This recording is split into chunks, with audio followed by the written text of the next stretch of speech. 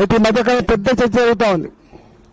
మళ్ళా రాయనగర్ లాంటి వాళ్ళు లేకపోతే బుడగేశ్వర బొమ్మ లాంటి వాళ్ళు మళ్ళా కేసీఆర్తో కలుతారట అనేటువంటి చర్చ పెడుతున్నారు.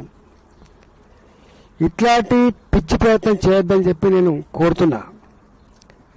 ఆ సబ్జెక్ట్ ఎత్తేనే నాకు నేను ఆడ భరించిన బాధ ఏందో గుర్తుకొస్తూ ఉంటుంది.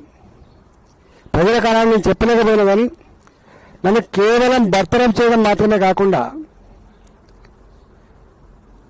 పేపర్లలో టీవీలలో నా క్యారెక్టర్ అసాసిన్మెంట్ చేయడమే కాకుండా తనకున్న అధికార బలంతో ఆనాడు రఘునందన్ రావు అనేటువంటి ఒక ఐఏఎస్ ఆఫీసర్ బృందాన్ని వేసి రాత్రే ఒక 3 లక్షల రిసెప్టివ్లలో గోడౌన్స్ ఉంటాయి, ఖాళీ చేయించి 3 నెలలు ఖాళీ పెట్టించిండు.